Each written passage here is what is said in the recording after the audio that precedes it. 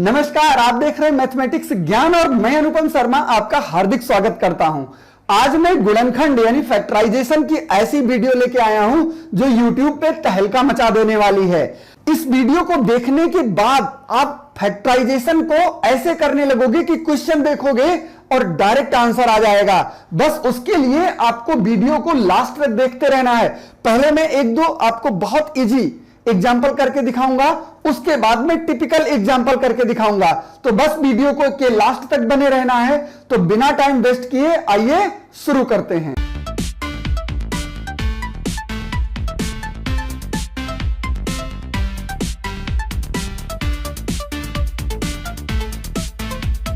सबसे पहले एक एग्जाम्पल से शुरू करते हैं। यह हमारे पास क्वेश्चन लिखा हुआ है x square plus 8x plus 15। सभी लोग कर सकते हैं और थोड़ा भी अगर माइंड आपका शार्प है तो कोशिश करके आप ओरल भी कर सकते हो। लेकिन जो मैं तरीका बताऊंगा उस तरीके को जानने के बाद सरल क्वेश्चन तो कर लोगे, साथ में कठिन क्वेश्चन भी करने लगोगे।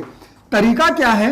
सबसे पहले मुझे इसका जो भी मिडिल टर्म हो उसको ऐसे दो टुकड़ों में बांटना है कि जिनका ये साइन प्लस है तो प्लस करने पर 8 आना चाहिए और गुणा करने पर 15 आना चाहिए।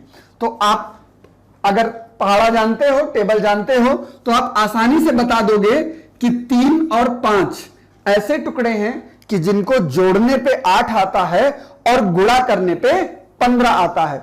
यहां पे एक खास चीज बन जाती है और उस खास चीज को अगर आप देखो तो आप खुद पता लगा लोगे। वो खास चीज बन ये जाती है कि इसका रेशियो और इसका रेशियो हमेशा बराबर होता है। यानी इन दोनों का अनुपात और इन दोनों का अनुपात आप चेक कर लीजिए। यहां पे कोई गिनती नहीं लिखी हुई है तो इसको मैं 1 मानूं और ये 3 है तो इसका अनुपात हो गया 1/3। अगर इधर देखिए तो इधर इसका दूसरा टर्म है 5 और लास्ट वाला है 15। 5 एकम 5 तिया 15।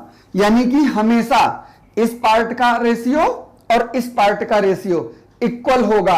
बस इसी कॉन्सेप्ट को यूज करके हम लोग डायरेक्ट आंसर निकाल लेंगे। डायरेक्ट आंसर के लिए हमें क्या करना है कि जो भी रेशियो का फर्स्ट नंबर आएगा उसके साथ मुझे x लगा देना होगा। तो यहां चूंकि 1 है और अलजेब्रा में 1 लिखने की जरूरत नहीं पड़ती और दूसरा है प्लस का 3, तो मेरे पास पहला गुणनखंड हो गया x + 3 और दूसरा निकालना उससे भी आसान। दूसरा कैसे निकालूंगा? इस वाले टर्म से मैं इसके पहले टर्म को डिवाइड कर दूंगा और इस वाले टर्म से इसके आखिरी वाले टर्म को डिवाइड कर दूंगा, सीधे आंसर आ जाएगा। इस x से जब x स्क्वायर को डिवाइड करोगे x आया और +3 से +15 को डिवाइड करोगे प्लस का 5 आ जाएगा और यही आंसर हो गया। इसको आप लगा के चेक कर लीजिए। ये आपके सामने एक और एग्जांपल लिखा है। यहां पे कोई नंबर नहीं है तो जब कोई नहीं होता है तो 1 मानते हैं। यानी अब इस 1 के ऐसे टुकड़े मुझे करने हैं, यानी उनका मल्टीप्लिकेशन तो 6 हो लेकिन माइनस करने पे -1 आ जाए। तो 6 के गुणनखंड होते हैं 2 और 3, लेकिन -1 लेना है तो जब -3 में +2 जोड़ते हैं तो जाके -1 आता है। हमारे पास खत्म हो गया। बस मुझे सिर्फ एक टर्म का रेशियो देखना है, क्योंकि दोनों तरफ बराबर होता है तो मैं चाहे इधर का रेशियो देख लूं चाहे उधर का देख लूं, बार बार देखने की जरूरत नहीं होती। तो यहां पे कोई गुणांक नहीं है तो मैं 1 मानूंगा। तो ये 1 है और ये -3 है तो इसका पहला गुणनखंड हो गया x - 3। अब दूसरा निकालना उससे भी आसान। इस वाले टर्म से मुझे पहले को डिवाइड करना है, x आएगा और इस वाले टर्म से मुझे लास्ट वाले को डिवाइड करना है। तो -6 को -3 से डिवाइड करूंगा तो आएगा प्लस का 2, 3 दूनी 6 होता है और यही आंसर हो गया। बहुत आसान सा प्रोसेस है, आप देख करके सॉल्व कर लोगे। अब इससे हम थोड़ा सा टफ क्वेश्चन की तरफ चलते हैं। अब इस क्वेश्चन को देखिए, इसमें इधर भी नंबर है और इधर भी नंबर है। अब ऐसे क्वेश्चन में जो बच्चे सिंपली ओरल करना जानते हैं, यानी कि जिन बच्चों को ये वाला फार्मूला पता है x + a x + b, इस फार्मूले का उपयोग करके तो जो पहले एग्जाम्पल मैंने बताए उनको तो वो कर लेंगे, लेकिन ये फार्मूला यहां पे फ्लॉप हो जाएगा। इस फार्मूले से यहां आंसर नहीं आएगा, लेकिन मैंने जो तरीका बताया है उससे यहां भी आंसर आएगा। करना क्या है? इसको और इसको मल्टीप्लाई करिए, हो गया 4। अब इस 4 के ऐसे टुकड़े करने हैं कि जोड़ने पर 5 आए। तो ये होते हैं 4 और +1। अब मुझे इसके पहले टर्म का रेशियो देखना है। तो पहले टर्म में यहां 2 है और यहां 4 है, तो 2/4 का रेशियो होता है 1/2। बस यही हमारा आंसर हो गया। 1 का मतलब x और +2 तो 2 है ही, तो x + 2 मेरा पहला गुणनखंड बन गया। अब इस पहले वाले टर्म से इसके पहले को डिवाइड करूंगा, तो जब 2x² को x से डिवाइड करूंगा तो 2x आएगा, और 2 से +2 को डिवाइड करूंगा 1 आएगा, और यही मेरा आंसर हो गया। सीधे आप ओरल लिख सकते हो।